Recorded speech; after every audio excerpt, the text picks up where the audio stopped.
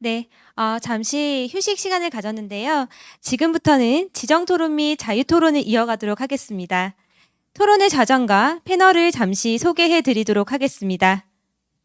카이스트 과학영재교육연구원 유지영 센터장님께서 좌장으로 자리해 주셨으며, 토론 패널은 스태피 엄미정 선임연구위원님, 다음은 부산광역시 교육청 영재교육진흥원 진병화 원장님, 그리고 캐디의 최수진 실장님, 마지막으로 한국과학창의재단의 홍옥수 센터장님께서 자리해 주셨습니다.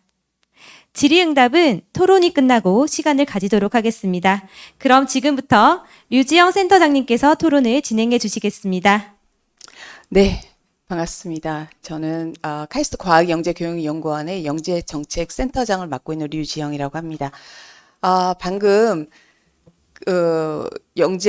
과학영재교육 포럼 위원장이신 정현철 위원장님께서 우리나라 과학영재교육에 대한 전반적인 체계뿐만 아니라 모든 그 영재교육 안에서 일어나고 있는 이슈들 뭐 이런 것들을 한 번 더 점검해 주시고 문제점들을 지적을 해 주시는 아주 전반적인 것을 다 리뷰를 해 주시는 좋은 발표를 해 주셨습니다.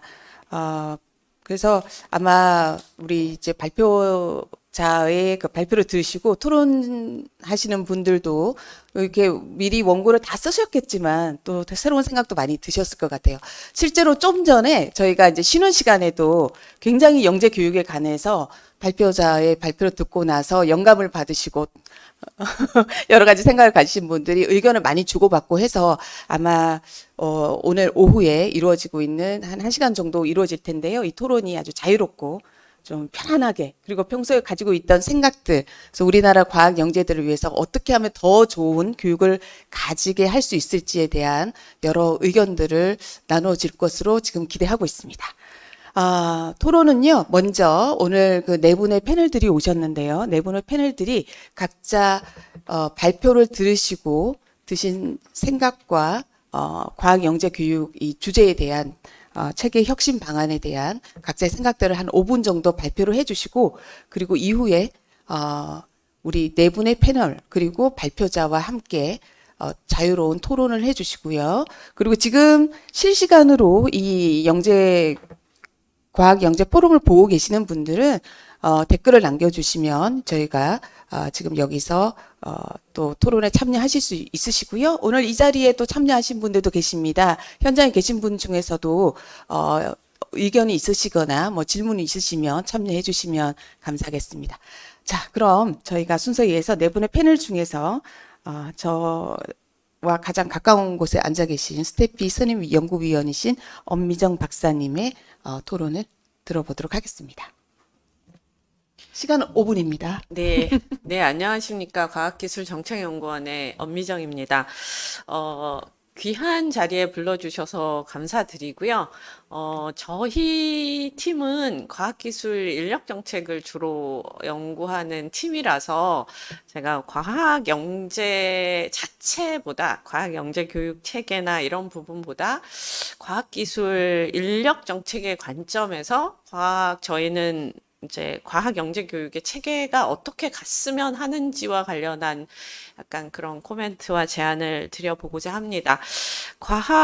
영재교육의 시작, 그러니까 영재교육의 시작을 대략 생각해 보면 저희 역사를 쭉 짚어보면 1960년, 70년대에 어떤 정책이 있었냐면 두뇌 확보라는 정책이 있습니다. 그러니까 인력 확보도 있고요. 두뇌 확보라는 정책이 있습니다. 이게 뭐냐면 우리나라가 이제 캐치업을 하는 데 있어서 그 시대에 산업이 요구하는 것들은 이제 뭐 경공업이든 중화학공업이든 뭐 기능 인력이든 이런 게 있지만 중장기적으로 우리도 기술 입국을 해야 되고 이러려면 우수한 기술을 확보한다는 측면에서 기술의 리더들을 양성해야 한다라는 문제의식이 굉장히 컸고, 그런 측면에서 두뇌 확보라는 굉장히 중요한 목표를 가지고서 전개가 됐습니다.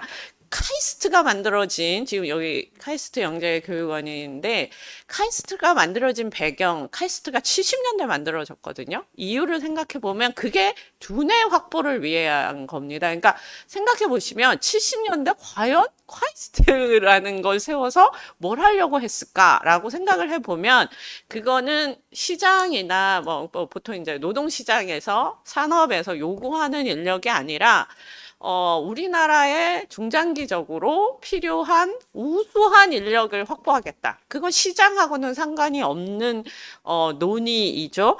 그러면 그게 이제 80년대, 90년대, 2000년대로 오면서 영재학교, 과학고 이런 걸로 쭉 발전해 왔다라고 저는 이해를 하고 있습니다. 역사를 보면 그렇다면 우리가 이제 영재 교육 체계를 논하실 때 이게 사실은 영재 교육의 체계가 들어온 건 2000년대, 과학고가 들어온 건 80년대, 그 다음에 그 영재 학교가 들어온 건 뭐 이런 식으로 시기가 다 다른데 이것의 맥락의 저 밑에는 두뇌 확보라는 것들이 깔려 있고 그게 카이스트와 영재학교 이런 것들이 연결되어 있다라는 것을 전제로 해서 보면 우리가 지금 학력 단계로서 초등이 뭐고 중등이 뭐고 뭐 대학이 뭐고라는 연계성에 대한 논의를 하실 때 저는 너무 단계에 좀 그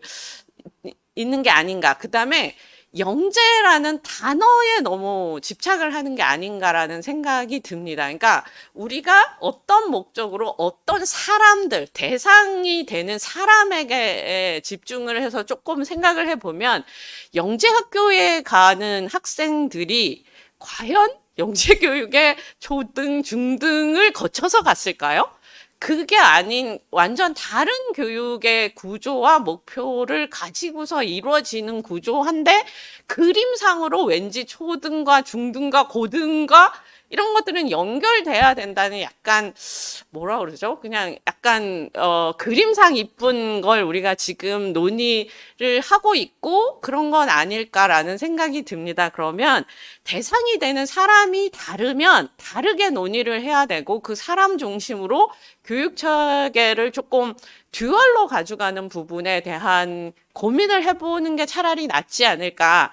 연계성과 부처의 역할이나 뭐 이런 걸 굉장히 많이 강조를 하시는데 잘 생각을 해보면 사람이 대상이 다르고 그 대상이 다른 게 부처가 다른 교육으로 저는 연결됐다라고 하면 왜 교육부와 교육부처와 과학부처를 우리는 두 개를 꼭 연결시키고 뭔가를 해야 될 거라고 생각을 할까라고 조금 질문을 던져봅니다. 그래서 개인적으로는 영재라는 단어를 빼고 우리가 교육을 하는 대상, 그들이 성장하는 궤적을 고려를 해보면 차라리 대놓고 듀얼 시스템으로 가는 걸 고려해 보면 어떨까 하는 두 대를 확보하는 측면의 교육과 우수한 교육 체제를 하는 교육을 조금 나눠서 한번 새로운 그 교육 체제를 설계해 보는 부분을 한번 제안을 드려봅니다. 이상입니다. 네, 아주 새로운 관점으로 또 말씀을 해주셔가지고 저희 아마 우리 이제 발표자님이 또 나중에 뭔가 또 다른 대답을 해주실 것 같습니다. 자, 다음으로는 두 번째 패널이십니다. 부산광역시 교육청 영재교육진흥원의 진병화 원장님께서 이 발표에 대한 토론을 5분 동안 해주시겠습니다. 반갑습니다. 부산영재교육진흥원의 진병화입니다. 저는 원고에 충실하게 전개를 해 나가도록 그렇게 하겠습니다. 안타깝게도 2017년에 영재교육 대상자가 11만 명이었는데 지금 2023년도가 되니까 통계에 의하면 7만 명으로 65%로 축소가 된 이런 상태이고요. 그 비율도 전체 학생 대비해서 1.9%에서 1.4%로 감소된 그런 상태에 있습니다. 어떤 통계 보니까 우리나라 12대 산업기술 인력이 매년 3 내지 5% 비율, 3만 7천여 명으로 부족하다고 보고되고 있습니다.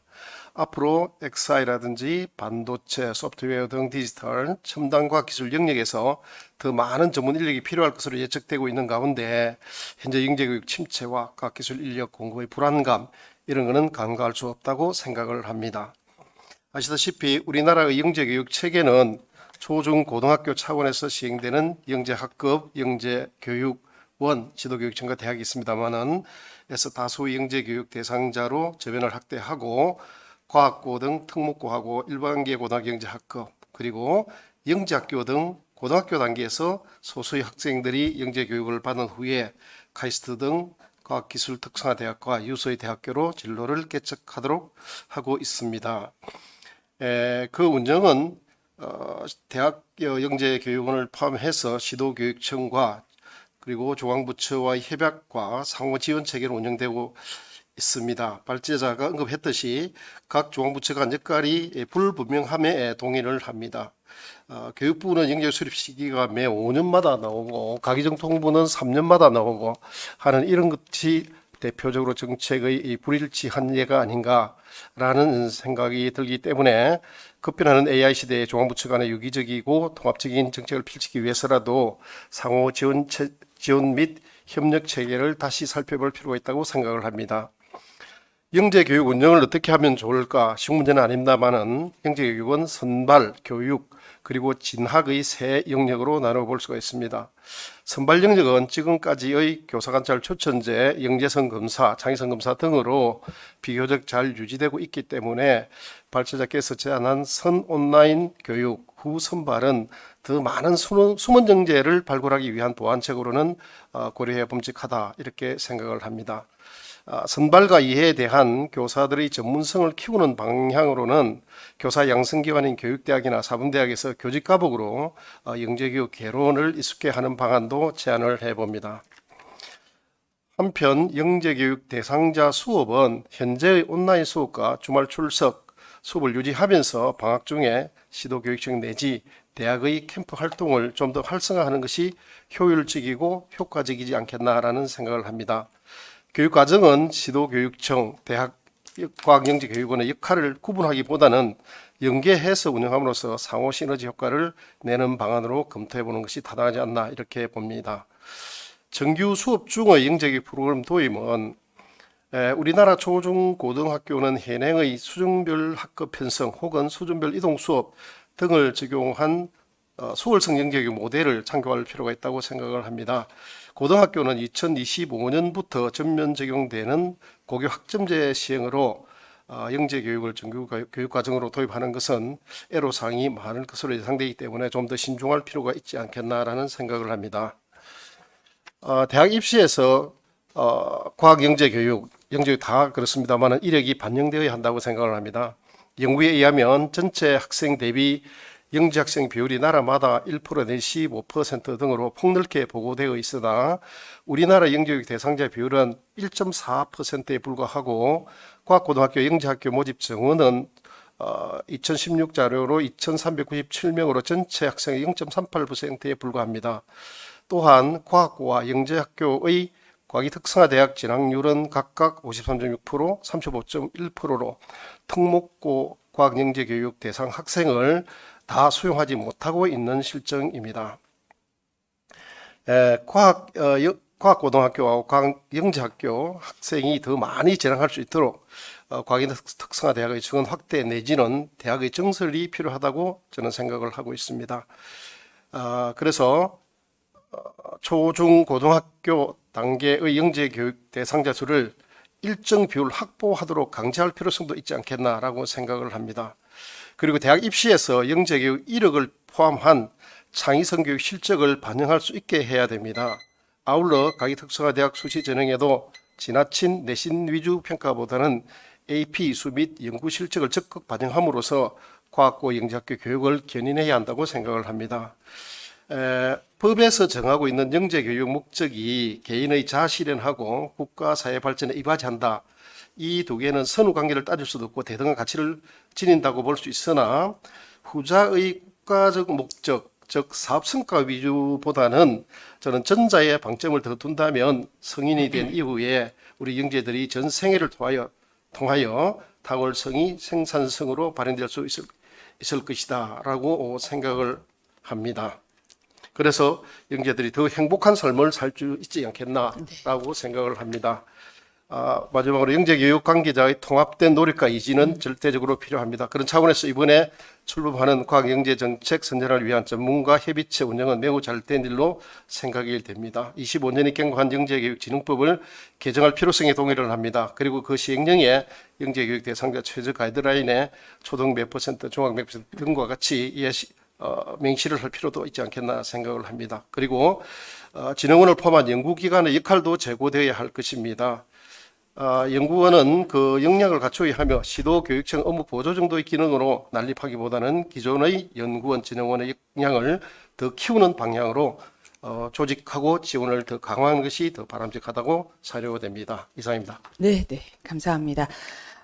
영재 교육이 가지고 있는 기본 목적을 좀 제고하면서 효과적인 영재 교육이 될 수 있도록 여러 가지 제언과 함께 우리 관계자들이 어떤 노력을 해야 되는지에 대한 전체적인 말씀을 해주셨습니다. 자, 그러면은 이제 세 번째 패널 토론을 들어보도록 하겠습니다. 우리 최수진 실장님, 네, 한국과학교육개발원의 최수진 실장님의 토론을 5분 시간 지켜주시고요. 들어보도록 하겠습니다. 네, 안녕하십니까. 한국교육개발원의 최수진입니다. 저는 정현철 원장님 발표 잘 들었고요. 말씀해주신 영재교육 체제 분석 내용에 대해서는 저도 대체로 동의하는 것 같고, 다만 혁신 방안에 대해서는 방안에 따라서 의견을 좀 달리하는 것 같습니다. 그래서 시간이 5분밖에 없어서 저도 이제 지금 우리나라 과학 영재교육 무엇이 문제인가? 제가 생각하는 가장 문제점이나 문제 현상이 뭔지, 그다음에 이거를 개선 방안은 뭘까? 쉽지 않은 부분이지만 그 부분에 대해서 간략히 그냥 제 의견을 말씀드리도록 하겠습니다.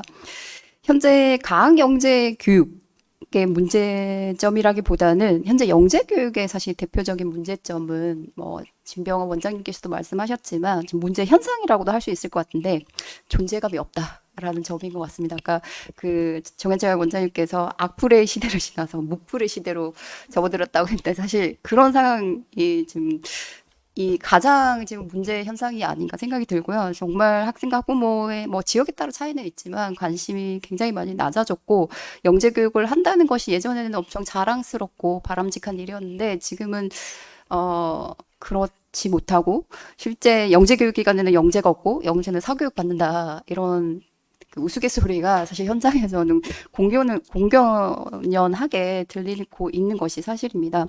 근데 그것의 근본 원인은 굉장히 좀 다양하겠지만 주로 대입에서 영재교육 이력이 미반영되는 변화, 그 변화가 굉장히 영향이 컸다고 생각되고 좀 더 근본적인 원인을 찾자면 지금 영재교육 프로그램에 예전에 비해서 일반 교육과의 경쟁력이 약화됐다. 그러니까 지금 영재교육 프로그램에 대한 학생이나 학부모의 신뢰도가 감소했다. 이게 가장 핵심적인 문제가 아닌가 생각이 들고요.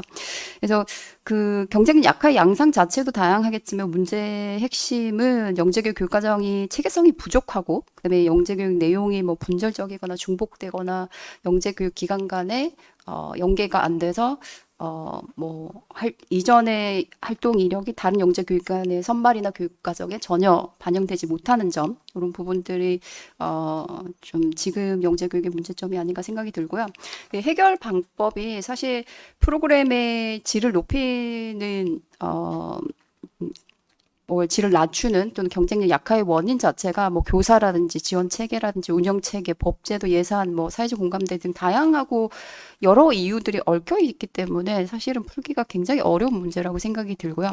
몇 가지만 그냥 간단하게 말씀을 드리면 우선은 저는 사실 영재 교육의 교육 과정을 좀 체계화하는 노력이 좀 필요하지 않나라고 생각이 듭니다.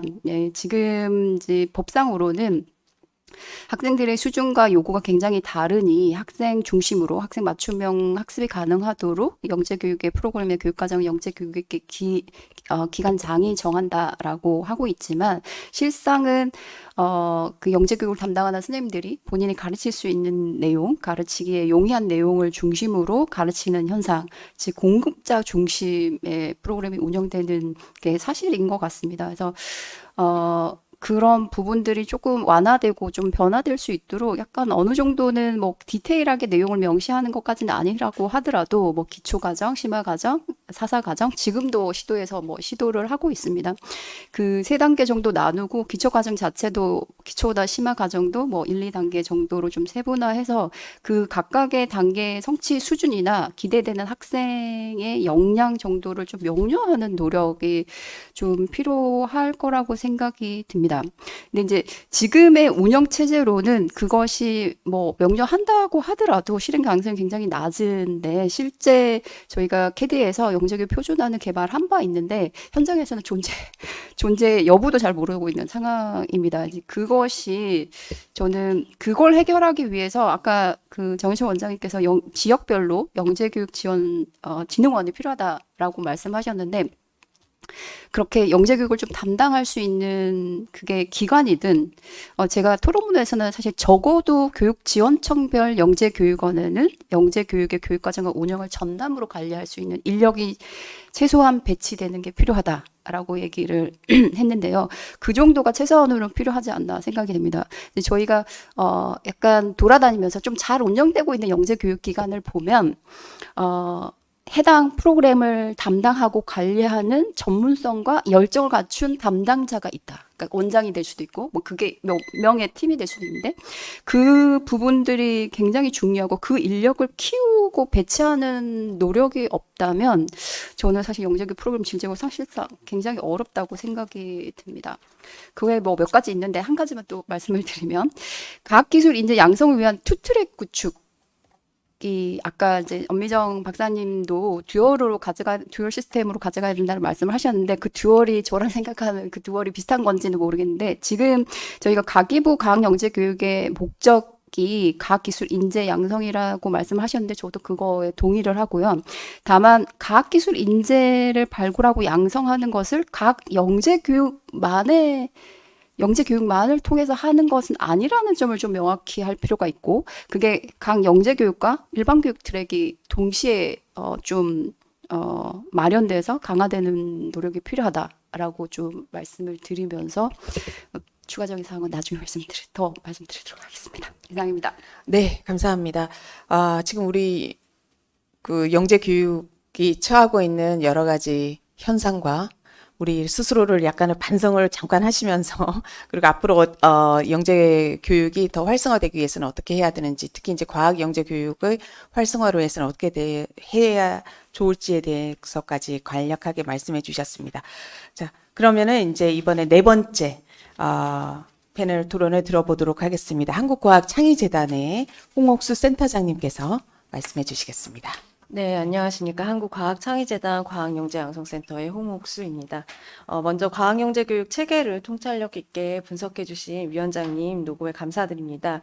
여러 패널분들께서 말씀 주신 것처럼 우리나라는 2000년 제정된 영재교육진흥법에 따라 국가 주도로 영재를 발굴하고 육성하는 체계를 갖추고 있고 특히 과학영재교육에 대해서는 이렇게 교육부뿐만 아니라 과기부도 적극적으로 또 정책을 기획하고 실행하는 역할을 담당하고 있습니다.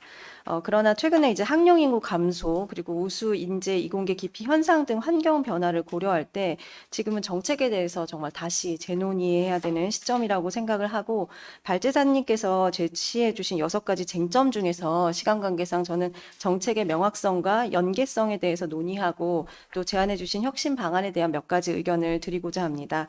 먼저 정책의 명확성과 관련돼서 영재교육의 목적이 무엇인지에 대해 합의하는 것이 가장 필요하다는 말씀에 전적으로 동의합니다. 동의합니다. 그런데 저는 이에 앞서서 과학 영재, 우리가 논의하는 과학 영재의 범위를 먼저 명확하게 하는 것의 필요성을 제기하고 싶은데요. 교육부 주도의 영재교육 진흥 종합계획과는 별도로 과학 영재교육의 방향과 과제를 제시하기 위해 과기부 주도로 수립된 과학 영재 발굴 육성 종합계획 그 첫 번째 계획이 2008년에 수립되면서 그 중점 추진 과제 첫 번째가 과학 영재의 범위와 수준을 설정하는 것이었습니다. 당시 제안되었던 과학 영재의 정의는 수학 및 과학에 대한 관심도가 높고 학습 속도가 현저히 빨라서 창의적 문제 해결의 잠재적 역량을 개발하기 위해 일반 학교 교육과정 외의 별도의 교육과정을 제공할 필요가 있는 자였습니다. 그래서 지금 우리가 논의하는 과학 영재가 당시 정의된 과학 영재의 정의와 동일한가에 대한 논의를 좀 나눴으면 좋겠는데요. 이 당시 정의되었던 수학과 과학이라는 분야, 그리고 관심도와 학습 속도라는 어떤 특징이나 판별 기준, 그리고 창의적 문제 해결이라는 교육 목표, 그리고 별도의 교육 과정이라는 이런 교육 방법에 대해서 한번 재논의를 해봤으면 좋겠다는 생각을 했습니다. 그리고 정책의 연계성 측면에서 발제자께서는 지금 대상자 규모의 체계성이 없다는 문제를 지적해 주셨는데 말씀 주신 것 외에도 이 부분은 중요한 논의거리를 제공한다고 생각합니다. 먼저 첫 번째는 과학 영재 교육 수혜 경험이 있는 학생들을 지속적으로 지원하고 관리할 방안에 대해서 논의할 필요가 있다고 생각하는데요. 공급자 측면에서 보면 영재 교육 기관이 초중고에 따라서 달라지고 또 학생들 수혜자 측면에서는 학업 부당의 가중에 따라서 학교급이 올라갈수록 영재 교육 대상자 비율이 줄어드는 것은 필연적이라 할 수 있습니다. 그러나 우리가 여러 차례 논의한 것처럼 지금 과학 영재 교육의 목적 중에 차세대 과학기술 리더를 양성한다라는 목적이 있다는 것을 고려할 때 과학기술 분야의 적성과 흥미를 보였던 기존 수혜 학생들을 놓치지 않고 지원할 다각적인 방법이 꼭 영재교육진흥법에서 규정하는 영재학급, 영재교육원, 영재학교 외에도 마련될 필요가 있다라는 말씀을 좀 드리고 싶습니다. 또한 그 발제자께서도 말씀 주시고 최수진 소장님도 말씀 주셨는데 지금 상급학교 진학 시에 영재교육 성과가 미반영되는 등의 이제 연계성 부족 문제도 다시 한번 논의할 필요가 있다고 생각합니다. 2009년에 사교육비 경감대책 발표되면서 연계성은 약화되어 왔고 이것과 더불어서 이제 영재교육 대상자 수가 계속해서 줄어들고는 있습니다. 또한 영재교육진흥법에 근거한 영재학교조차도 지금 신입생 선발 시에 자기소개서에 영재학급, 영재교육원 이력을 기재할 수 없도록 되어 있습니다. 그래서 지금 다양한 정책 환경 변화를 고려할 때 이러한 연계성 측면에서 저희가 제도적 개선 방안에 대해 논의할 것들이 있는지 다시 한번 살펴보면 좋겠다는 생각이 들었습니다. 혁신 방안에 대해서는 일단 부처 간 역할 분담 협력 체계 주셨는데 저는 교육부에서 수립하는 계획 외에 과기부는 지금 여러분들께서 이제 투트랙 말씀도 주셨는데 과기부의 종합계획은 교육이란 말을 쓰지 않습니다. 과학영재 발굴 육성 종합계획이기 때문에 목표가 좀 다르다고 생각을 합니다. 그래서 독립성이 필요하지만 좀 유관기관 간에 어쨌든 초중등 학생들을 대상하기 때문에 연계성에 대한 부분들은 필요하다는 부분 말씀드리고 싶고요. 영재교육 특성화 부분 전적으로 동의합니다. 그래서 지금 저희 재단에서 지원하는 대학부설 과학영재교육원 경우에도 영재학급과 차별화하기 위해서 저희가 4사 연구과정이라고 이름을 또 붙이면서 이렇게 연구할 수 있는 기회들을 더 제공하고 있는데요. 이러한 다각화된 좀 기관 특성에 맞는 교육 프로그램에 대한 논의는 지속되어야 될 것 같습니다. 그리고 전주기적 과학 영재교육 체계 구축 등에 관련해서 지금 몇 %의 영재교육 수혜율이 필요한지 말씀 주셨는데 그 제4차 과학영재 발굴 육성 종합계획은 초등은 2%, 중학은 1.5%, 고교는 1.0%라고 목표는 제시하고 있습니다. 그리고 그 제안해 주셨던 데이터를 보면 이미 이 수치는 달성된 걸로 보입니다. 다만 지역별 학년별 불균형에 대한 문제는 저희가 어떻게 해결하면 좋을지 오늘 논의가 좀 필요할 것 같고요. 데이터 관련해서 하나만 더 말씀드리면 지금 캐디의 GED 있고 또 카이스트가 NSGI 통해서 데이터를 제공하고 있으나 지금 과학 영재라고 했을 때 저희가 캐디에서 제공하는 그 9개 분야 중에 우리가 논의하는 과학 영재가 어느 분야인지가 사실 좀 모호합니다. 예를 들면은 저희가 과학 수학을 얘기하지만 대학부설 영재교육은 정보과학 제공하고 있고 또 NSGI도 과학 영재 양성 사업 중심으로 사실 데이터 관리가 되다 보니 다른 기관에서 운영하는 정보과학 영재에 대한 데이터들이 연계돼서 관리되지 않는 측면도 있고요. 우리가 지금 아직은 투트랙이 진행되지 않는다고 봤을 때 교육부에서 하는 교육청 단위의 영재학급이나 영재교육원의 수과학 분야도 분명 과학 영재일 텐데 이러한 데이터들은 지금 통합 관리되지 않기 때문에 저희가 정책의 실효성에 대한 부분들을 좀 논의하는 데 한계가 있지 않나 싶습니다. 그래서 지금 관계기관이 모인 이 기회를 통해서 여러 가지 현안들이 같이 잘 논의되고 저희가 협력하면서 과학영재 잘 정책들을 개선할 수 있는 방안들이 오늘 좀 도출되고 되기를 기대합니다. 네, 감사합니다. 네, 좋은 말씀 해주셨고요. 지금 이제 과학영재 체계와 관련해서 뭐 정책을 명확하게 하는 거, 연계성, 그 부처 간 역할 분담 이런 말씀도 또 해주셨고요. 아주 좋은 말씀들 해주셨습니다. 오늘 지금 네 분의 패널 말씀을 다 듣다 보니까 발표도 굉장히 과학영재 교육에 대한 전반적인 것을 다 이렇게 아우르면서 점검을 해주셨지만 네 분의 패널들께서도 이 과학영재 교육에 대해서 많은 관심을 가지고 계시고 지금 어떤 것들이 가장 우선적으로 이루어져야 될 이슈인지 이런 것들에 대해서 잘 알고 계신 것 같아서 활발한 토론이 기대됩니다. 아시다시피 좀 전에 이제 말씀하셨던 그 두뇌 확보라는 말 듣다 보면 처음 들었지만 굉장히 중요한 이야기라고 생각하고요. 특히 이제 우리나라가 저출산 문제 때문에 많은 지금 어려움을 겪고 있는 가운데 과학 영재 교육에 대해서는 앞으로도 많은 강조가 이루어져야 함에도 불구하고 지금 오늘 모든 분들이 말씀하셨다시피 거의 지금 아주 그 시청률 어디 뭐 웬만한 요새 공공방송 시청률 나오듯이 굉장히 낮은 비율로 영재 교육도 지금 이루어지고 있는 그 거의 그 수준이 아닐까. 저는 맨날 영재 교육 하는 사람들하고 같이 있다 보니까 영재 교육이 뭐 모든 내 인생의 중심인 것 같은데 조금만 나가서 봐도 그게 뭐야? 그거 뭐 하는 사람 요즘도 있어라고 하는 사람도 있긴 있더라고요. 그래서 현실을 직시하면서 오늘 아주 활발한 토론을 기대해 보겠습니다. 먼저 이제 저희가 좀 더 이렇게 좀 체계적으로 토론을 진행하기 위해서 아까 발표자님께서 오늘 발표 주제를 어떤 분석 틀을 주셨어요. 그 틀에 맞춰서 조금 이야기를 해볼까 합니다. 여기서는 이제 발제자께서는 뭐 정책의 명확성이나 공공 다양, 연계, 내실화, 뭐 효율성에 대해서 말씀하셨는데 먼저 영재 교육 정책의 이제 목적 그리고 거기에 맞게 이제 기회가 잘 주어지고 있는지에 대해서 말씀을 해주셨고요. 그리고 영재의 특성이 맞는 교육이 제대로 이루어지고 있는가 이런 것에 대해서 이제 말씀해 주셨는데 이런 정책의 목적의 명확성이나 아니면 기회의 다양성이나 기회나 그다음에 지금 이루어지고 있는 영재 교육의 그 모습들 뭐 제공되는 여러 가지 교육과정 프로그램 이런 것들이 제대로 되고 있는지 혹시 발제자가 하신 거 외에도 나는 이런 것들이 좀 문제라고 생각하고 이렇게 좀 앞으로 개선이 됐으면 좋겠다라고 하는 게 있으면 좀 자유롭게 말씀을 해 주시면 감사하겠습니다. 네. 여기는 뭐 시간 제한은 없으니까요. 자유롭게 아까 그 부분에서 나는 이런 말을 좀 더 하고 싶었다 이런 게 있으시면 말씀해 주시면 좋겠습니다. 우선 아까 홍옥수 센터장님이 그 정보 영재 학급에서 하는 수학과 정보 관련 자료가 GED 그 통계에서는 다 잡힌 겁니다. GED에는 그러니까 GED에는 제공이 되는데 사실은 NSGI의 목적이 과학 영재에 대한 통계 데이터 관리를 통해서 정책의 방향을 수립하는데 그 부분에는 같이 관리되고 있지는 않아서 그런 연계성에 대한 부분들이 좀 논의가 될 필요가 있다고 생각을 했습니다. 그 제가 아까 그 투트랙 관련해서 시간이 부족해서 좀 잘 말씀을 드렸는데 그 부분 도록 하겠습니다.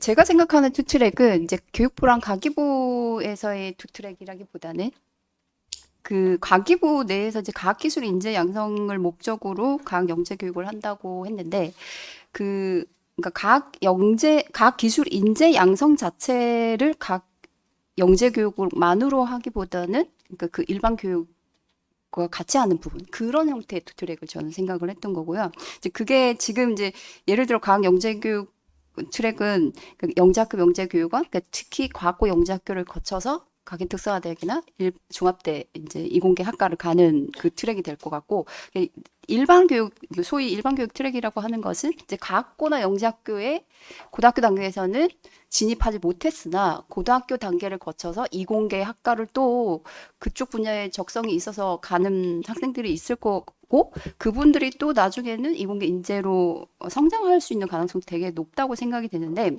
그러기 위해서는 이제 고등학교 단계에서 영재 교육이 이 초중과 연계성을 갖는 게 굉장히 중요합니다. 근데 현실적으로 지금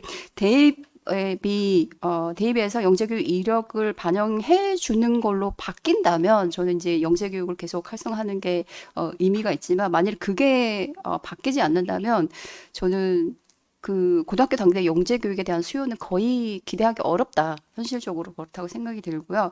그렇다면 영재학교나 과학교에 진학하지 못한 학생들이 수학 관련으로 다양한 과목을 이수할 수 있는 기회, 그리고 수학 관련 연구 활동이나 그다음에 관련 대회나 캠프 이런 것들을 할 수 있는 그런 기회들이 좀 많이 다양한 형태로 제공되어야 될 필요가 있고 그게 대학 갈 때는 그런 활동이나 그런 활동을 했던 활동에서의 성취가 반영될 수 있도록 대입도 좀 개선될 필요가 있다라는 측면에 저는 투트랙이었고요. 특히 이제 그 정현철 원장님의 앞에 발표하실 때도 말씀하셨지만 지금 그 각 영재학교 신설에 대한 검토 또 각 영재학교를 좀 확대하려는 움직임 이런 움직임이 있는 상태에서 특수 목적의 그러니까 분리된 고등학교만을 통해서 그를 통해서 이제 이공계 인재를 양성하려는 정책은 굉장히 사실은 좀 위험할 수 있다고 생각이 들고 특수 목적의 학교뿐만 아니라 일반 교육을 통해서도 이공계 인재가 성장할 수 있도록 그 경로를 마련하고 또 강화하는 게 굉장히 중요하다고 생각이 됩니다.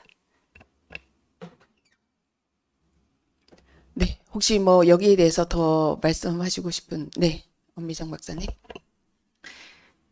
제가 말씀드린 투트랙과 동일한 거냐라고 물으시면 사실은 다른 얘기인 것 같기는 하지만 사실은 맥락은 같다라고 봅니다. 그러니까 사실 제가 이제 조금 발언권을 신청한 이유는 그거는 이제 과학 인재는 당연히 그렇게 교육을 키우는 게 맞고요. 여기가 지금 과학 영재 교육을 논하는 곳이라는 측면에서 생각을 해보면 그 영재 교육 안에서의 이제 다름이죠. 그러니까 대상별로 다른 거죠. 그러니까 영재 교육과 영재의 육성은 조금 다르지 않나라는 생각이 듭니다. 어쩌면 영재 학교나 뭐 이런 쪽에 가는 실질적 그 부분에, 그러니까 사람을 대상으로 한 영재에 대한 부분에 얘들을 어떻게 육성을 할까는 사람을 끌고 가야 하는 부분이고,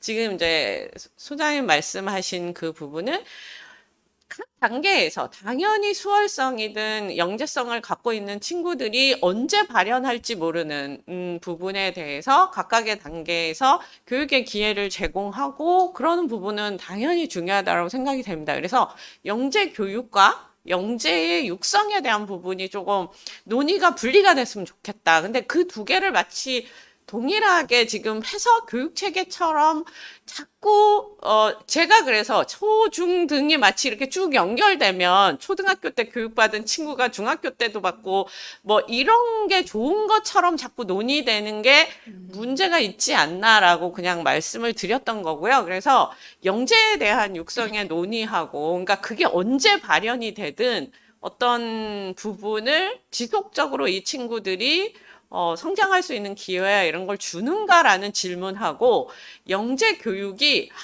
다양한 학생들이 각 시기별로 발현이 되는 것들에 대해서 그것이 참여할 수 있는 기회를 주는가의 논의가 조금 분리가 돼서 논의가 됐으면 좋겠다. 근데 아까 발제하신 부분에서 영재 교육 체계가 너무 넓게 정의가 되는 거예요. 그래서 제가 사람에 대한 논의로 볼 거와 교육에 대한 논의를 볼 것을 조금 다시 구별을 해서 그림을 그려보면 다르지 않을까라고 생각이 됐고요.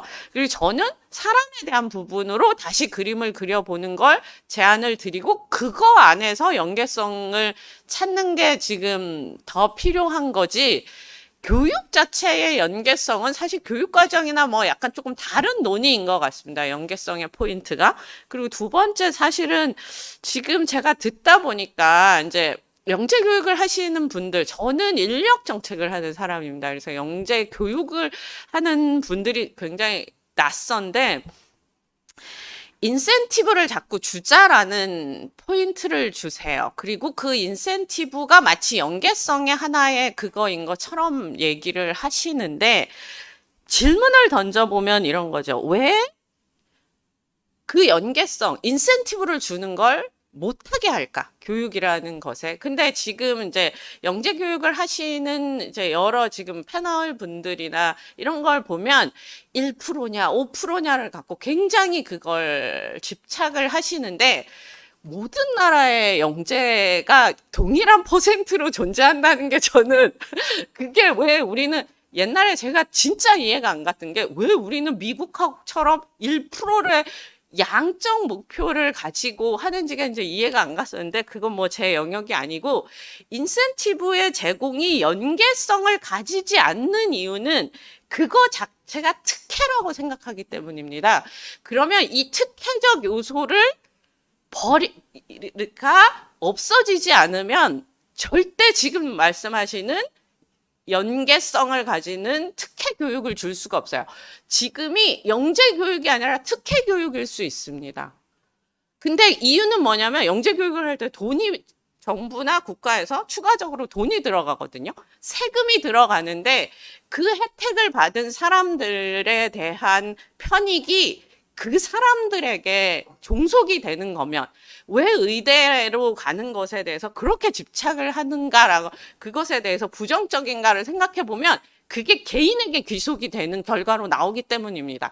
근데 세금은 엄청나게 다른 학생들보다 10배의 교육비가 들어갔는데 그 결과가 본인이 가져간다면 안 되는 거거든요. 그래서 인센티브의 제공과 이런 걸 할 때 교육의 기회가 보편적으로 주어진 상태에서 됐는가 하는 부분하고, 성과가 개인의 그 모든 성과를 그냥 갖고 가는지, 아니면 지금 원래 교육의 목표로 잡으셨던 사회적인 편익을 생산하는 방향으로 가는지에 대한 부분에 논의 없이 교육은 무조건 연계성이 있어야 되고, 사람이 A에 투자를 했으니까 B에도 투자를 하고 C에도 투자를 해야 되는 단계에 대한 집착은 조금 어렵지 않을까, 이런 생각을 말씀드려 봅니다. 네. 영재 교육에 가서 얘기하도 뭐부터 먼저 얘기해야 될지 상당히 애매합니다. 애매하고 우리가 영재 교육 원론부터를 하나 짚어가려고 하면 이 자리에 한이 없는 것 같고, 그래서 저는 이런 원고를 적을 때 국가적인 이공계 과학기술 인력이 필요하다, 인재가 필요하다라는 그런 전제를 깔고 이제 원고를 작성을 했고요. 그럼 인재가 이제 그러면은 이제 영재만 인재일 것인가? 아까 전에 투트랙 이 말씀을 똑같은 건지 모르겠지만 거의 엇비슷하지 않겠나라는 생각이 들고, 투트랙이라고 하는 것을 볼 때는 우리가 이제 그 보통으로 보면 이제 기프티드하고 그 다음에 또 기프티드하고 그 개발하는 거 있지 않습니까? 그죠? 탤런티드? 탤런티드하고 그죠? GNT.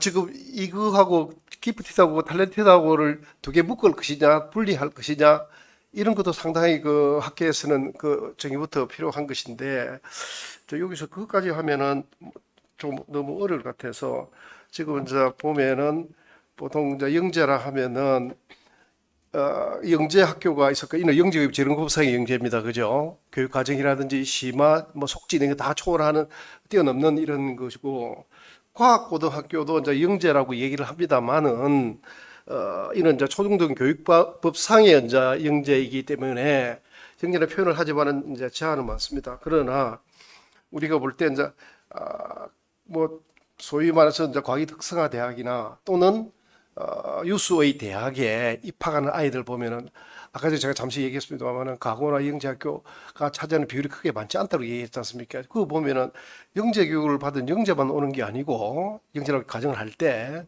일반계 고등학교에서 영재 교육을 받지 않은, 그죠? 포커스가 맞추지 않는 이 애들도 막 온다면 현실적으로도 정원을 채워야 되니까 그런 것도 있고 하기 때문에, 저는 볼 때 우리 논의는 이 영재와 그러니까 영재학교나 과학고등학교에서 교육을 받은 영재하고 일반계 고등학교 영재교육을 받지 않는 그러한 아이들도 아주 능력 있는 아이들 많이 있거든요. 이걸 갖다가 같이 묶어 가지고 우리 국가 인력이 확보하는 데 필요하다. 그런 식으로 좀 생각을 하면 어떨까라는 그런 생각을 하고요. 그다음에 이제 우리 정책 또 한 개는 그 영재 교육을 왜 해야 되느냐 이게 영재 교육 그 자기재단 말씀할 때 우리 부님한테도 잠시 그런 얘기를 했는데 우리는 영재 교육하는 사람만 모여 있기 때문에 영재 교육이 막 중요하다 막 뭐를 만들어 가지고 막 나아가자 막 이래 하는데 영재 교육 안 하는 사람들 입장도 생각을 해봐야 된다라는 이제 그런 생각을 했는데 그럼 영재 교육 목적을 우리가 이제 아까 법을 제가 잠시 얘기했습니다만은 개인의 성장하고 국가 사회비는 사회 국가 발전 사회 기여하는 거하고 이 두 개 대등한 가치인데 우리가 과학 영재 교육을 강조하다 보면 너무 프로젝트형 얼마나 투자했으니까 앞으로 내놔 하는 이런 식으로 이때까지 해오지 않았나. 그러니까 우리가 소위 말해서 그 영재 교육을 받은 아이들 아니면 아주 우수한 아이, 영재교육 진흥법이 생기기 이전에 우수한 아이들이 또는 그런 어른들이 레벨에 있는 분들이 자기부터 소감을 얘기를 하는지 뭐 나는 뭐 이상하게 뭐 좀 행복하지 못하다 이런 얘기들을 하는 경우가 많이 있습니다. 그렇게 볼 때 저는 너무 성과 위주 투자 위주보다는 아까 전에 제가 말씀드린 그 개인의 자아 성취 그죠 하는 그런 데다가 보다 더 교육적인 데다가 포커스를 줌으로써 속도는 좀 느릴지 몰라도 나중에 만족도는 더 높아지지 않겠나. 그래 평생 계속 모티베이션이 되지 않겠나라는 그런 생각을 일단은 합니다. 대학 입시 관련해서 나중에 또 얘기하겠습니다. 예. 예, 저도 잠깐 좀 뭐 논의를 했으면 좋겠는데, 그러니까 이게 아마 지금 이렇게 다양한 시각이 있는 게 아마 우리나라 지금 영재 교육의 한 상황인 것 같고요. 뭐 이게 꼭 뭐 나쁘다라고 얘기할 수는 없는데 이제 이런 생각들을 조금 좁혀가는 게 필요한 것 같아요. 영재 교육은 특혜 교육이죠. 이게 특혜, 뭐 외국에서도 심지어는 이거는 특혜를 갖다가 증폭시킨다라고 해갖고 반대하는 사람들도 뭐 굉장히 많습니다. 그래서 제가 아까 계속 발표 때도 말씀드렸던 게 뭐냐면 사회적 공감대를 형성하는 게 필요하죠. 왜냐하면 얘네들을 위해서 더 특별한 교육을 제공해야 되면 당연히 예산이 들어가야 되는데 왜 그 예산을 걔네들에게 더 써야 되느냐. 자, 이 사회에서 지금 우리가 극단적인 능력치에서 떨어지는 애들, 장애를 갖고 있거나 또는 뭐 여러 가지 어려움을 겪는 애들에게 그 지원을 더 하겠다. 이거는 인류 보편적 가치이기 때문에 뭐 거기에 대해서는 사람들이 크게 반대를 안 하는데 영재, 소위 해서 이쪽 극단에 있는 애들은 아니 정말 걔네들이 그렇게 고통받는 것 같아? 뭐 아닌 것 같고 그러다 보면 얘네는 이거 특혜를 증폭시킨다 그래갖고 계속 반대하는 경우가 있어요. 그렇기 때문에 저는 목적이 그냥 개인의 발전 뭐 이것만을 갖다가 강조를 해갖고는 지속적인 예산 투자를 받기가 굉장히 어렵다라는 거죠. 이게 뭔가 우리가 더 추가로 거기다가 할 때는 공익적인 목적이 반드시 좀 있어야 된다라고 하는 거고, 그다음에 이제 또 하나는 아까 지금 원 박사님이 이제 투트랙을 했는데 이제 제가 지금 굉장히 좀 헷갈리긴 해요. 사람 중심과 그다음에 교육 중심이라고 했을 때 근데 현대적 의미에서는 우리가 지금 영재라는 게 고정적인 개념이 아니거든요. 어떤 사람이 딱 뭐 영재인 것 같아라고 했으면 얘는 영원히 영재냐? 아니에요. 뭐 얼마든지 바뀔 수도 있고 그렇기 때문에 제가 말씀드리는 거는 교육을 그 능력에 맞게 좀 다양하게 제공을 해주고 거기에 적합한 애를 갖다가 배치를 시켜갖고 그 교육 기회를 갖고 자기를 잘 발전시킬 수 있도록 해주는 게 중요하고 근데 그것의 최종적인 목표는 뭐 어떻게 해요? 우리 공익의 목적에 조금 더 보탬이 되는 목적으로 갔으면 좋겠다라고 하는 거죠. 제가 초창기부터 그런 생각을 되게 많이 하는데 영재라는 단어를 갖다가 붙이니까 사람들이 다 이상하게 막 생각하는 거예요. 뭐 영재는 심지어 이런 거죠. 영재학교 같은 경우에는 얼마 전에 바뀌긴 했지만 8개 영재학교를 다 지원할 수 있겠어요. 왜요? 제가 그랬거든요. 다른 학교는 다 전기 학교다 그러면 한 학교만 지원을 할 수 있었는데 영재학교를 8개를 다 지원을 하게 돼요. 왜요? 그랬더니 영재니까요. 그러는 거예요. 왜 영재는 8개 학교를 다 지원하는 특혜를 받아야 돼요? 그래서 지금 바뀌어갖고 한 학교만 지원을 하게 하는데 그냥 조금 그 분야의 재능이 뛰어난 아이인 거예요. 그렇기 때문에 거기에 맞는 교육을 제공을 해서 사회적 좀 효율성을 높이자라고 하는 측면에서 제공을 하는 것이 필요할 것 같고, 그다음에 아까 최수진 소장님이 말씀하신 것처럼 교육부와 이제 과기부의 그 영재 교육을 뭐 담당을 할 때 문제는 공통적인 초중고라고 하는 대상을 하기 때문에 조금 저는 협의와 협력이 필요하다는 거예요. 각자 가버리면요, 어떤 문제가 생기냐면 서로 상대방의 업무를 방해해버리는 이런 일도 어떨 때는 발생하기도 하고, 또 중복해갖고 똑같은 일을 하다 보면 예산 낭비도 생기고 하니까 과기부가 잘할 수 있는 거, 교육부가 잘할 수 있는 것 중심으로 하되, 목표는 좀 더 동일하게 가져간다라고 하면 좀 더 효율적으로 운영되지 않을까. 디테일한 방법은 아마 뭐 논의를 통해서 여러 가지 생각들이 있을 텐데, 일단 이런 거라도 조금 합의를 해가는 게 굉장히 필요하다라는 생각이 듭니다. 네, 우리 그 홍옥수 센터장님이 하실 말씀 있으신 것 같습니다. 네, 저도 굉장히 중요한 논의들이 진행되는 것 같은데요. 일단 교육과 사람을 이렇게 달리 봐야 된다는 논의가 나오게 된 배경을 생각해 보면, 영재교육진흥법이 있어서 우리가 되게 체계적인 교육을 제공하고는 있지만, 그 법상으로 영재교육 외에도 영재교육 기관이 아예 정의가 되어 있습니다. 그러니까 영재학급, 영재교육원, 영재학교. 그렇기 때문에 이게 공급자 중심으로 진행이 될 수밖에 없고, 그것들이 초중등 교육 안에 있기 때문에 또 체계상에서 움직일 수밖에 없는 부분들은 분명히 있는 것 같습니다. 그래서 저는 그러한 체계를 지킴으로써 또 우리가 갖는 강점이 있기 때문에 그거는 유지될 필요가 있을 것 같은데, 아까 말씀드렸던 것처럼 교육부는 영재교육 진흥 종합계획, 과기부는 과학영재 발굴육성 종합계획이라고 붙이는 것 자체가 그 차별성을 드러내는 거라고 생각을 합니다. 그래서 꼭 영재교육 법에서 정한 기관이 아니더라도 개인들이 각자의 잠재성이 있을 때 그것들을 사회가 발굴해주고 육성해주고, 그래서 정말 과학기술계에 필요한 인재로 잘할 수 있도록 지원하는 정책이 필요하고, 그게 과기부가 해줘야 되는 역할이라고 생각을 하고요. 그리고 한 가지는 저희가 이제 피라미드 구조를 볼 때 교육 부분에서 생각을 해보면, 저도 이제 영재교육 대상자 데이터를 주셨길래 GED에서 다시 한번 수학, 과학, 정보 제가 다시 다 연도별로 분석을 해봤는데 거의 피라미드 가까이 나오기는 하더라고요. 그러면 한번 피라미드 속에 들어왔다가 빠져나간 학생들은 그럼 더 이상 영재는 아닌가? 아까 원장님도 말씀 주셨지만 그 입시나 여러 가지 이슈 때문에 내가 영재교육을 받고 싶어도 다음 학교급에 진학하기 앞서서 영재교육 기관에 다니길 포기하는 학생들은 영재교육 대상자로 카운트가 안 되거든요. 그러면 이 학생들을 위해선 저희가 그냥 이제 더 이상 영재교육 대상자가 아니기 때문에 그냥 관리하지 않는 것이 맞는지, 이제 그런 부분에 대한 논의가 좀 되었으면 좋겠다 하나랑, 그리고 아까 엄미정 박사님께서 이제 인센티브 말씀하시면서 특혜 교육에 대한 말씀 주셨는데, 그 부분은 저희가 좀 깊이 논의해 봐야 할 것 같습니다. 그런데 이제 인센티브를 그냥 제공하겠다는 것보다도 또 한 측면에서 보면 그것이 없기 때문에 심지어 영재교육 기관임에도 불구하고 영재 교육답게 운영하지 못하는 부분들이 분명히 존재를 하는 것 같습니다.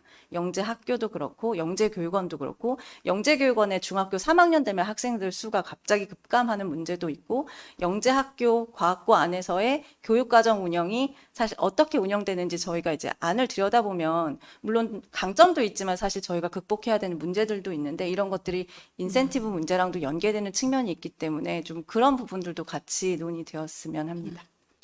지금 굉장히 좋은 말씀 많이 해주셨는데요. 저희가 나름의 또 시간의 압박이 있네요. 한 20분 안에 좀 더 이제 탄력성 있게 토론이 이루어져야 될 것 같은데, 지금 실시간 채팅으로 올라와 주신 분들이 계시거든요. 근데 그분들이 하신 말씀도 여기 계시는 패널 분들이 하신 말씀하고 굉장히 일치하는 부분이 많습니다. 현실적으로 봤을 때 많은 이제 영재 교육이 왜 이렇게 좀 저조하고 인기가 없어졌나라고 보면은 입시하고 관련이 많거든요. 근데 여기 지금 실시간 채팅을 올려주신 분이 의견은 이제 크게 두 가지가 있습니다. 결국 입시인데 영재 학교 입시와 대학교 입시가 있습니다.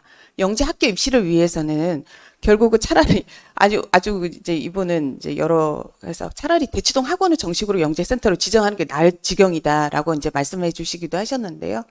감추고 싶어도 어차피 실제로 영재 학교 들어가는 아이들이 전부 학원 출신이다라는 그런 말씀을 좀 해주셨고, 혼자서 공부하는 게 굉장히 영재 학교 입학하기 너무 힘들다. 근데 그렇게 가야 되기 때문에 이게 이제 결국 우리 영재 교육원에 중2, 중3 학생이 많이 드랍하는 거하고도 또 어느 정도 연계가 되고요. 또 어떤 분은 이제 영재 학생이 그 원하는 학교 들어갔다. 영재 학교에 들어가도 실제로 영재고 내에서 그 안에 내신 경쟁이 아주 치열하다 보니까 또 대학 입시를 위해서 다시 한번 실제로 그 영재 학교에서 이루어지는 그 아주 여러 가지 교육 과정, 좋은 과정이 많은데도 불구하고 그거보다는 수능 준비를 해야 되는 그런 상황이 벌어지기도 한다고 합니다. 그래서 거기에 대해서 대입에서 영재 학생에 대한 적절한 입시 정책이 없다면 영재 학교 또한 입시 기관으로 변해버린 그런 영재 기관이 정상화되기 어렵다라는 그런 의견을 좀 주셨는데 여기에 대해서는 어떻게 생각하시는지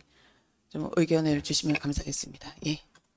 답이 될는 줄 모르겠는데 저는 우리 영재의 그 인적인 구조라든지 또는 그 경향을 보면 첫째가 우리 학령 인구 감소 이거는 우리가 뚜렷한 그 결과로 드러나는 극입니다. 그 다음에 그럼에도 불구하고 이제 비율이 감소한다는 이거는 우리가 좀 생각을 해야 된다. 왜냐하면 국가 인재의 안정적인 공급이 안 된다라는 것이 되고요.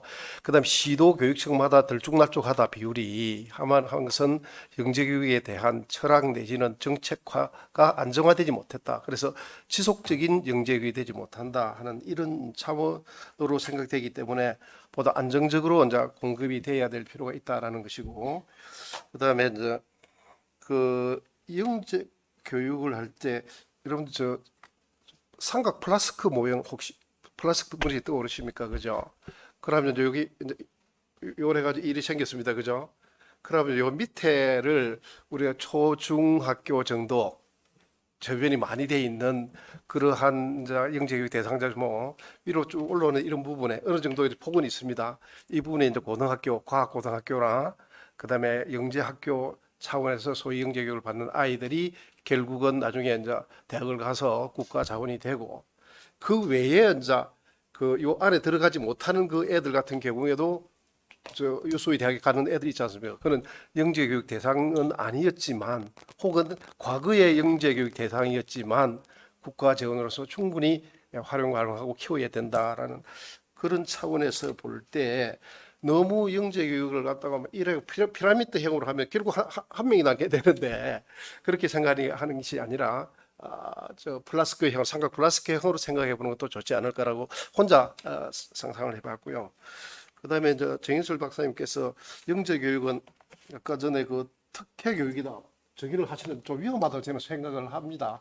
왜냐하면 국가적인 지원이라든지 국민적인 공감대, 정책적인 안정성이 없으면은 아무리 우리가 영재교육을 하고 싶어도 뭐 정책이 안 해준다, 예산 지원도 안 해준다, 못 할 거 아닙니까? 그러면은 이 애들 키워야 된다는 그러한 국민적인 공감대가 돼야 되는데, 그리 하기 위해서는 영재고 머리 좋게 태어난 아이가 죄는 아니지 않습니까? 그렇지 않습니까? 전에 뭐 교수님께서 영재교육이 뭐 사랑과 정오가 공존하는 교육이다라고 표현도 하셨는데, 저는 그래서 고민을 하다가 좋은 그림 하나를 갖다가 좀 찾았는데요. 요게 이제 이게 마루목고로 되어 있는데 이쪽이 영재교육 대상자 10%고요. 좌측이 여기가 특수교육 대상자 10%고 가운데는 일반 학생들입니다. 여기 어떤 분들이 피터 샌더 뭐 이런 분들이 이제 해놨습니다. 그죠? 요 조스키 박사님께서 요 논문을 갖다 카이스트 저널에 그 잡지에 투고하신 건데, 여기 보면은 영재 교육을 그 받는 아이들도 결국은 자기 완성과 그죠? 자기 성장을 하기 위해서 교육이 특수한 게 필요한 겁니다. 만약 이 애들을 갖다가 특수한 어떤 교육을 갖다가 투입하지 않는다면은 더 문제가 되지 않겠습니까? 그렇죠. 그렇기 때문에 특수 교육이라는 걸 갖다가 딱 인정을 바로 그 포커스 맞추지 말고 아이들은 다 키워야 된다. 그죠? 저 영재교육도 특수교육이 있지 않습니까? 개별화 교육이 있지 않습니까? 그죠? 예. 그렇기 때문에 이런 모델, 아까 전에 수월성 영재교육 모형이라고 내가 표현을 했는데 이런 것도 한번 참고할 필요가 있다. 제가 한 말씀만 드리면 이제 영재교육의 변화 과정이 쭉 있거든요. 이제 1900년대 초에 영재교육을 할 때는 IQ 중심으로, 그리고 영재는 고정된 거. 딱 한 번 영재로 뽑히면은 뭐 그냥 영원한 영재인 거예요. 만약에 성취 결과가 안 나오면은 얘는 저성취 영재 또는 뭐 미성취 영재, 뭔가 다른 요인이 있기 때문에 이 능력이 발현이 안 됐을 거야. 이런 사고가 영재교육도 시간에 따라 변해온다는 거예요. 그러다 1980년대 이후에는 그런 거 없고 뛰어난 재능 중심으로 영재를 갖다가 보기 시작해요. 지금 우리나라에서 마치 하는 것처럼 수학 영재, 과학 영재 이렇게 뽑듯이 그러면 이제 교육 서비스를 제공하는 것도 굉장히 수월하죠. 지금 뭐 그 피터스 얘기했는데 최근 들어서 미국의 영재 교육 트렌드는 어떻게 가냐면 교육적 니즈가 있는 애에게 그냥 제공해 주는 거지 영재가 누군지 모르겠고 나는 이 교육 갖고는 만족 못 해. 나는 다른 교육을 제공을 해줘. 그러면 그거를 좀 보고 난 다음에 교육을 제공을 해주자는 거예요. 그렇게 된다 그러면은 다른 목적이 다른 예산이나 이런 걸 투입할 필요 없이 어떻게 해요? 그냥 거기에 맞는 교육만 제공을 해주면 되는 거죠. 근데 우리나라는 사실 그런 목적으로 영재 교육하지 않아요. 우리나라는 그래서 이걸 막 혼란스럽게 섞으면 안 되는 게 우리나라 영재 교육 종합 계획들을 수립할 때 제가 들어가 보면 자꾸만 미국은 이렇게 합니다. 미국은 이렇게 합니다. 해갖고 갖고 오는데 우리나라하고 안 맞거든요. 근데 그런 게 들어와 있다 보니까 영재교육 계획이 일관성이 없이 막 흩어져 버리는 이런 문제가 생겨서 제가 제일 답답해서 오늘 처음에 발제할 때 좀 목적을 우리가 좀 공감을 갖자라고 하는 거죠. 자, 특혜 맞아요, 영재교육은. 근데 문제는 그게 그 특혜를 준 이유가 나중에 공익 목적을 위해서 주기 때문에 우리는 그거를 감내할 수 있다라는 게 그게 그것조차도 만약에 감내가 안 된다 그러면요. 그런 나라는 영재교육을 할 수가 없습니다. 근데 우리는 뭐 그게 2%가 되든 아니면 1%가 되든 사람들이 그거를 했을 때, 아, 나중에 정말 우리나라를 더 잘 살게 하는데 도움이 될 거야 라고 하기 때문에 그런 기대감이 있기 때문에 내가 내는 세금의 일부를 거기다 투자를 한다라고 하는 거죠. 그게 공감을 하는 건데, 아, 영재교육 지금 뭐 영재학교나 아니면 다른 교육기관의 영재 예산을 보면 일반 학교랑 비교하면 이건 뭐 특혜 맞죠. 그게 어떻게 특혜가 아니라고 얘기할 수 있어요. 근데 공익 목적을 위해서 쓰기 때문에 거기에 투자하는 거에 동의를 한다라는 거죠. 특혜라는 용어를 쓰기가 싫다는 거죠, 저는. 예, 예.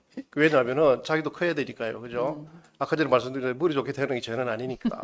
또 그만큼 돈이 많이 든다는 이유는 그럼에도 불구하고 투자를 해야 되는 이유는 아까 전에 정 박사님 말씀처럼 기여도가 높지 않습니까, 그죠?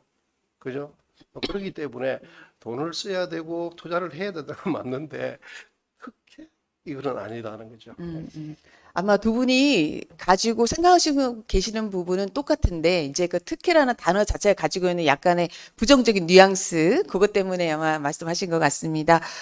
혹시 이 자리에 계신 분 중에서 네, 예, 오늘 토론과 보시고 하실 말씀 있으시면 하시기 바랍니다. 네, 예. 저는 지금 카이스트 국제개발 사업단에 있는 이승우 연구원이라고 합니다. 그래서 저는 창의재단의 진로 컨설턴트였었고, 또 스팀 교사 연구의 컨설턴트이기도 했었고, 또 부산에서 영재교육원에서 활동도 했었고, 하지만 지금은 좀 약간 이제 경계선상에 있어요. 영재교육의 틀 안에서 있다가 지금 살짝 나와서 카이스트를 벤치마킹하는 그러한 학교를 외국에 이제 개발도상국이죠. 케냐나 카자흐스탄이나 또 우즈베키스탄이나 에티오피아나 이런 데 이제 심는 그런 프로젝트를 하고 있는데요. 이집트의 요전에 FS 사업 때문에 이제 저희가 가서 이제 조사를 하게 되면은 항상 영재 교육을 하느냐 이런 거에 되게 관심이 많아요. 왜냐하면 우리나라가 71년에 카이스트가 오픈하면서 만들어졌던 어떤 프로블럼 솔빙 능력을 가진 학생들이 결국에는 우리나라의 지금과 같은 어떤 산업화에 기여했던 굉장히 큰 영향을 줬다고 이제 생각을 해요. 그래서 그런 게 사실은 그쪽에서 필요하다는 거죠. 그런 면에서 봤을 때는 지금까지의 우리 영재 교육원에서 했던 그런 프로그램들이 굉장히 효과가 있었을 거라고 생각이 되어집니다. 근데 이제 지금은 이제 좀 달라지고 있다는 거죠. 우리나라의 어떤 수준, 과학기술 수준이라든지 또 외국에서 우리나라를 바라보는 시각 자체들이 변하고 있기 때문에 예전에는 이제 문제 해결력이 필요로 하는 학생들이었다고 치면 지금은 문제를 제기하는 능력을 가진 학생들이 필요하다는 생각을 해요. 왜냐하면 챗GPT라든지 엔비디아라든지 이러한 그 지금 세계적인 글로벌 그 산업 트렌드를 이끌어가는 그런 사람들이 지금 이제 필요해지고 있는 거잖아요. 그런 면에서 봤을 때는 우리가 만약에 논이라든지 이 영재 교육이 수능의 어떤 틀 안에서 계속 존재하는 한은 그 한계가 있을 거라는 생각이 들고요. 우리가 이제 그걸 극복해야지 되고 넘어서야지 된다는 생각을 가지고 있고 또 카이스트가 이렇게 외국에 벤치마킹하는 학교들이 세워지게 될 때에는 그 저는 어떤 생각을 가지냐면은 이 영재교육 프로그램도 이제는 글로벌화하게 외국에서 우리의 어떤 이 프로그램을 받아들이고 이걸 자기들한테 접목시키고 하는 식의 어떤 시각을 가져야지 되지 않나라는 생각을 가지고 있습니다. 이게 제가 살짝 그 틀에서 벗어났기 때문에 이게 바라봐지고 느껴지는 부분이더라고요. 그래서 그 지금 제가 요 포럼에 등록을 한 게 케냐에 있으면서 제가 등록을 했고 어제 그저께 도착을 해서 여기 이제 왔는데요. 그 어떤 제 도약을 위해서 저는 그 두 가지가 필요하지 않나라는 감히 이런 생각을 해봅니다. 그래서 첫 번째는 어떻게 수능의 틀 안에서 벗어나서 영재 교육을 새롭게 정의하면서 과연 그 질문이 결국에는 문제 해결력을 넘어서서 어떤 원리를 배우고 그거로다가 문제를 풀어서 거기에서 만족하는 게 아니고 자 그럼 이제 어떤 질문이 가능하냐라는 그 질문을 받아들이고 그 질문의 다양성을 인정해주고 하는 부분과 그 다음에 또 하나는 이제 좀 글로벌화된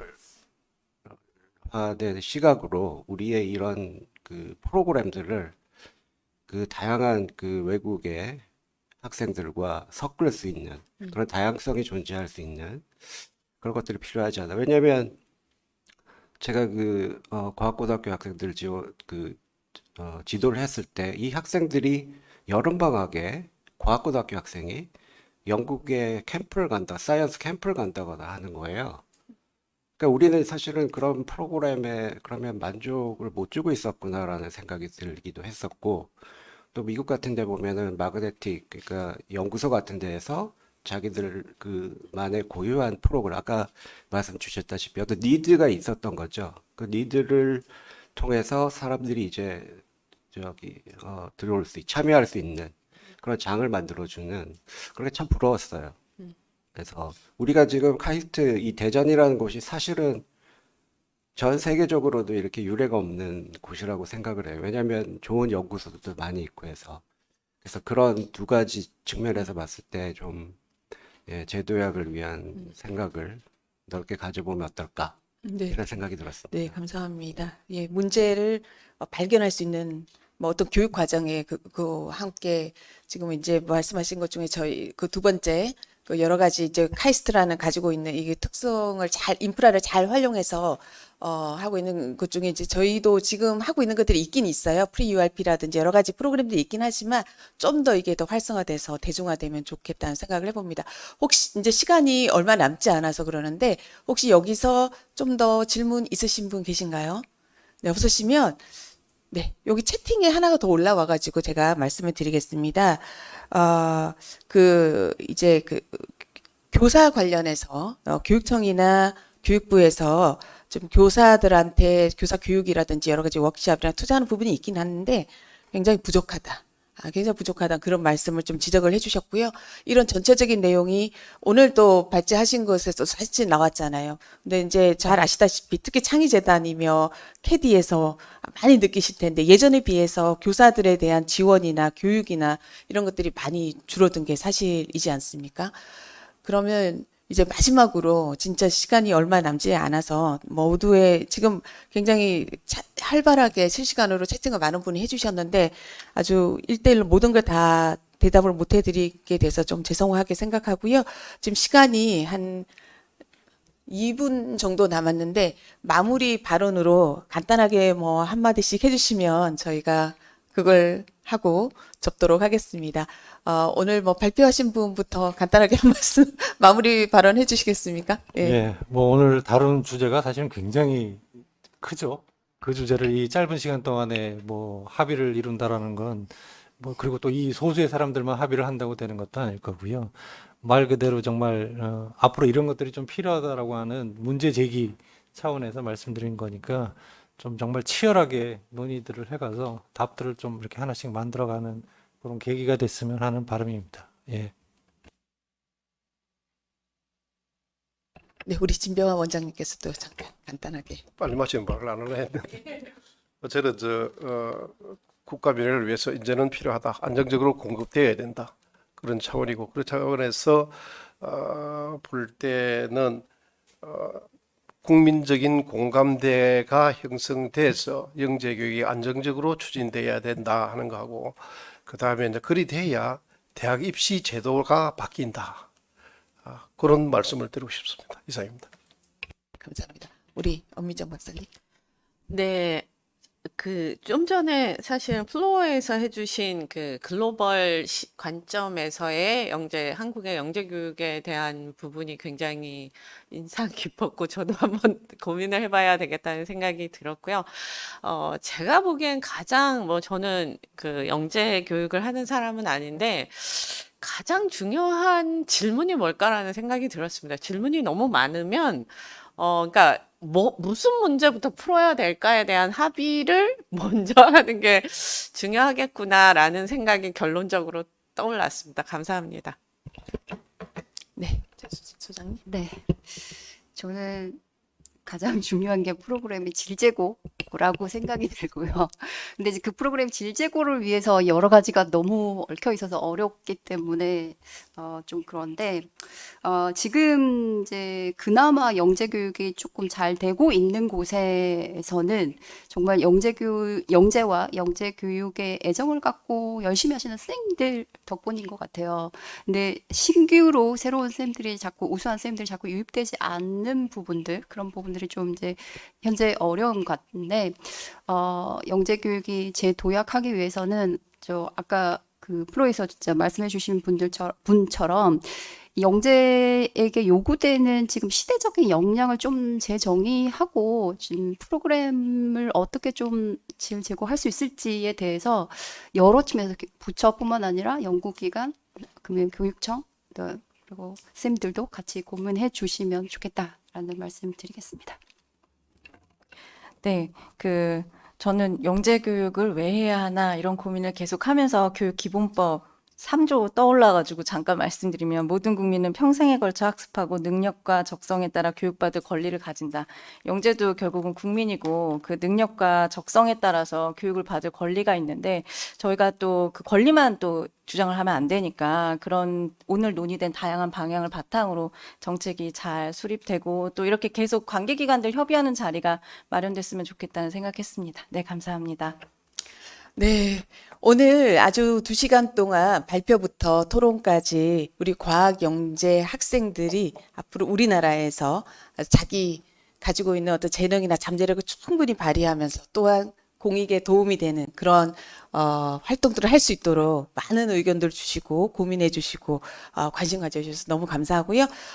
오늘 실시간으로 채팅에 참여해 주신 분들도 너무 감사하고 그리고 앞으로 이 유튜브를 보실 분들 많은 의견 남겨주시면 저희 과학영재교육연구원에서 항상 체크하겠습니다. 보고 저희가 하고 있는 많은 과학영재 정책이나 이런 것들을 반영을 해서 저희가 언제나 살아있는 과학영재교육이 되도록 노력할 예정입니다. 오늘 여기 참여해 주셔서 너무 감사하고요. 이상으로 마치고 다음번 제3회 카이스트 과학영재교육 포럼에서 만나 뵙도록 하겠습니다. 감사합니다.